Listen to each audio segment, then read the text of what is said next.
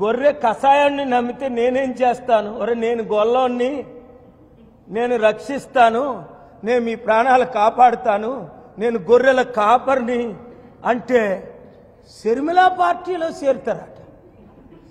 అలాంటి పిచ్చి అదే శర్మిల కాంగ్రెసే కదా ఇప్పుడు అయిపోయింది.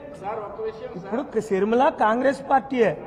పిచ్చి నాయళ్ళు తప్ప, రాష్ట్రద్రోహులు తప్ప, దేశద్రోహులు తప్ప, రాష్ట్రాన్ని చీల్చి సర్వనాశనం చేసిన కాంగ్రెస్ పార్టీలో బుద్ధున్నోడు ఎవడైనా ఉంటాడా? కొత్తోడు ఎవడైనా చేరుతాడా? చేరినోడు ఎవడైనా గెలుస్తాడా? ఎవడైనా బాగుపడతాడా? అది చూసుకోండి.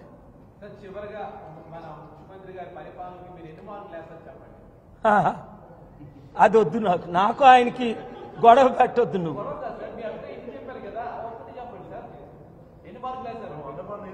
నేను మాట చెప్తున్నాను, ముఖ్యమంత్రి గారు కంప్లీట్గా ఫెయిల్ అయిపోయారు.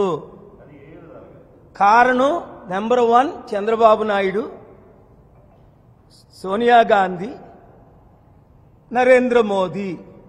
సోనియా గాంధీ రాష్ట్రాన్ని విడగొట్టి సర్వనాశనం చేసింది. నరేంద్ర మోదీ ఇచ్చిన వాగ్దానాలు స్పెషల్ స్టేటస్, స్పెషల్ ప్యాకేజ్ రావాల్సినవి ఇవ్వలేదు. చంద్రబాబు నాయుడు నేను తెస్తా, నేను ఇది, నేను అది, నాకు 40 సంవత్సరాలు, నా అణువు, నా లంబా, నా చౌడ, నా పిలికేద్దాం, ఇవన్నీ చూడండిరా. ఎందుకు ఇవన్నీ? మొన్నటి వరకు నువ్వే కదా ముఖ్యమంత్రి, నా మిత్రుడా, నా శిష్యుడా. చంద్రబాబు నాయుడు 22 సంవత్సరాలు నా ఆశీస్సులు తీసుకున్నావు కదా.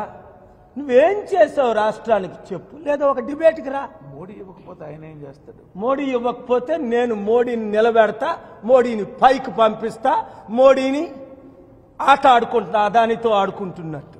అది కేఏ పాల్ ఎంపీ అయితే పార్లమెంట్ అలా ఉంటుంది. విశాఖపట్నం ఎంపీగా నన్ను గెలిపించండి, పార్లమెంటు పంపించండి. స్టీల్ ప్లాంట్ అమ్మినోడెవడు, కొన్నోడెవడు? రాష్ట్రానికి స్పెషల్ స్టేటస్ ఇవ్వనోడెవడు? మన సౌత్ సత్తా చూపిద్దాం నరేంద్ర మోదీకి.